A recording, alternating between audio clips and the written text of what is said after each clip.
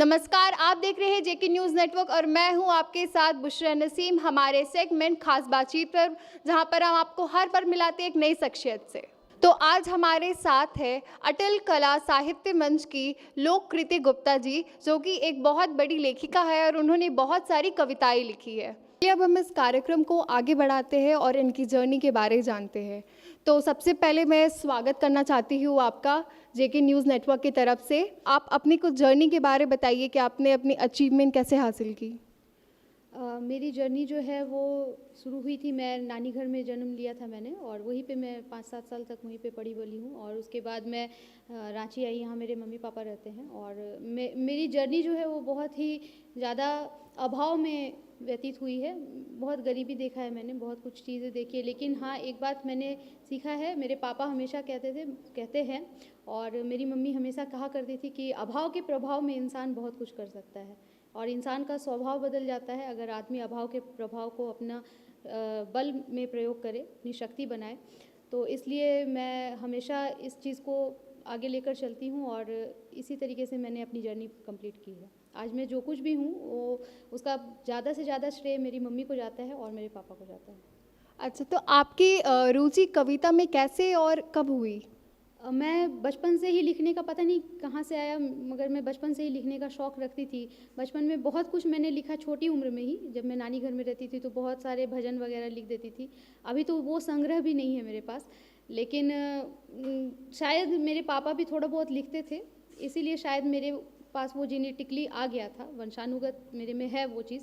और मेरे पापा की लिखी हुई एक चीज़ है, वो मैं आपको सुनाना चाहूँगी, जिसका जो पापा ने लिखा था। ज़िंदगी है देन कुदरत की, ज़िंदगी है देन कुदरत की, इसे यूं ही ना ज़ाया करे, समय मिले ना मिले, समय निकाल कर हंसे और मुस्कुराया करे। बहुत बहुत अच्छा लगा, सही में बहुत अच्छा लगा हमें, हमारे दर्शकों को भी अच्छा लगेगा। और अपनी कुछ एक कविता बताइए हमारे दर्शकों के लिए। मेरी कविता है जिसका शीर्षक है, एक मैंने लिखा है, नानी का घर। मेरा क्योंकि कनेक्शन नानी घर से रहा है, बाकी सभी लोगों का दादी घर से रहता है, तो आप लोग मुझसे कनेक्ट कर पाएंगे मेरी पंक्तियों से। आप ध्यान से सुनिएगा कि माँ तेरे हाथों की बोरसी की लिट्टी याद आती है, माँ तेरे हाथों की बोरसी की लिट्टी याद आती है, मुझे मेरे नानी घर की मिट्टी याद आती है। मामा जी अनाड़ी फिल्म का आई कोई परी, मुझे वो गाना सुनाया करते थे, नानी घर के सारे सदस्य मेरे उस बचपन पे मरते थे। नाना जी तो मुझ पर अपनी जान छिड़का करते थे, सब भूल भाल कंधे पर बिठा मुझे वो दशहरा घुमाया करते थे। मुझे वो बचपन की सोंधी सोंधी सी चिट्ठी याद आती है, मुझे मेरे नानी घर की मिट्टी याद आती है। अब तो हर किसी के मन में एक द्वेष पल रहा है, अब तो हर किसी के मन में एक द्वेष पल रहा है। महाभारत काल से आज तक जमीन जायदाद के लोभ में एक अंतर्द्वंद चल रहा है। सबको लगता है सबको कि शायद वो हम ही हैं जो ठगे हुए हैं। शायद इसलिए खुद को बड़ा और औरों को छोटा करने में साबित हम सब लगे हुए हैं। वो आंगन वो झूला अब कभी मिलता नहीं, वो आंगन वो झूला अब कभी मिलता नहीं, मुरझाया हुआ सा है बचपन का वो फूल जो चाह के भी खिलता नहीं। खाके जो पूरे घर आंगन में फेंका करती थी, वो मुनगे की सिट्ठी याद आती है, वो सुट्टी की सिट्ठी याद आती है, मुझे मेरे नानी घर की मिट्टी याद आती है। तेरे आंचल की छांव की आस में मैं आज भी घंटों धूप में बैठी रह जाती हूँ, तेरे आंचल की छांव की आस में मैं आज भी घंटों धूप में बैठी रह जाती हूँ। नानी मैं तुझे आज भी माँ कह के बुलाती हूँ, नानी मैं तुझे आज भी माँ कह के बुलाती हूँ।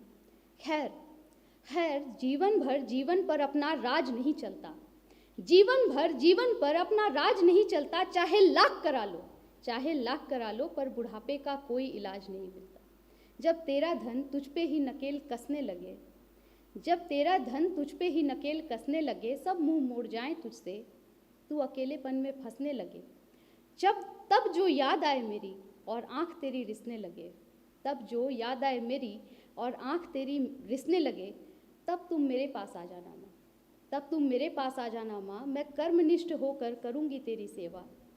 क्योंकि बचपन में हथेलियों पर उछाल खेली थी जो वो गिट्टी याद आती है, तेरे साथ खेली थी जो वो गिट्टी याद आती है। सच कहूँ माँ, वो तू ही है, वो तू ही है जिसके कारण मुझे मेरे नानी घर की मिट्टी याद आती है।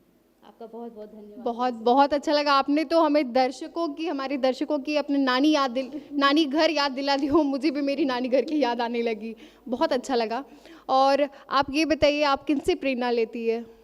मेरी सबसे पहली प्रेरणा मेरी माँ है, जो मेरे साथ नहीं है, इस दुनिया में अब नहीं है, मगर फिर भी वो हर पल हर क्षण मेरे साथ ही रहती है। और मेरे पिता भी मेरी प्रेरणा हैं। और अगर इस दुनिया की बात करें तो अमिताभ बच्चन जी मेरी प्रेरणा है, उनसे मैं हमेशा प्रेरणा लेती हूँ। मेरी एक ख्वाहिश है कि मैं जीवन में उनसे एक बार मिलूँ, क्योंकि ये मेरी माँ की भी ख्वाहिश थी, केबीसी में वो जा नहीं पाई थी। और मेरी बहुत इच्छा है, अभिलाषा है कि मैं उनसे एक बार मिलूँ। वो मेरे प्रेरणा स्रोत हैं, मैं उनसे बहुत प्रेरणा लेती हूँ। अच्छा, तो एक अमिताभ बच्चन का डायलॉग हम सुना दीजिए हमारे दर्शकों के लिए। मैं आज भी फेंके हुए पैसे नहीं उठाता। वाह, बहुत अच्छा। फिलहाल आप अपनी एक किताब लॉन्च करने वाली है, तो अपनी किताब के बारे में बताइए। मेरी जो किताब है वो एक नॉवेल है जिसका शीर्षक है उम्मीद, उसका नाम है उम्मीद। वो एक लव स्टोरी है।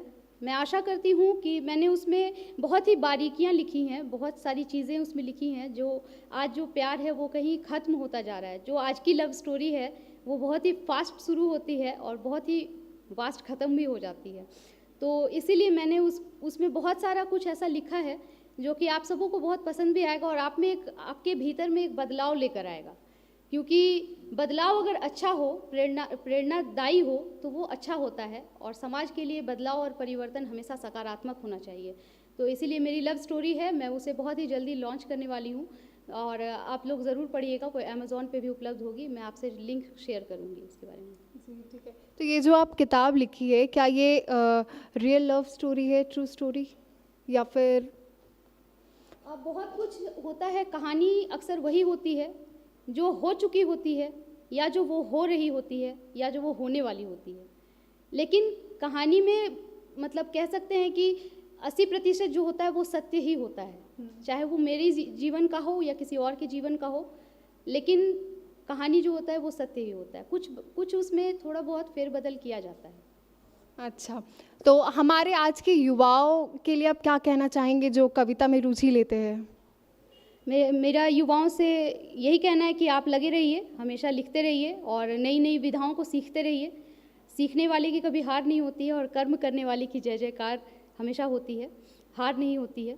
और यही कहना चाहूँगी कि आप अगर लिखते हैं तो लिखना एक बहुत बड़ी, अपने आप में बहुत बड़ी कला है। अगर आप अपने जीवन के बारे में किसी से कहेंगे तो शायद वो कानाफूसी में बदल जाए, चुगली चमाटी में बदल जाए, मगर आप अगर पन्नों पे कहेंगे तो हो सकता है कि आप इतिहास में बदल जाएं।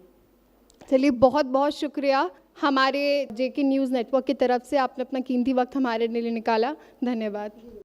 तो ये थी हमारी आज की खास बातचीत। अगर आपको वीडियो पसंद आया हो तो प्लीज़ आप लाइक करें और हम इसी तरह आते रहेंगे। हमारे वीडियो को सब्सक्राइब करना ना भूलें। धन्यवाद।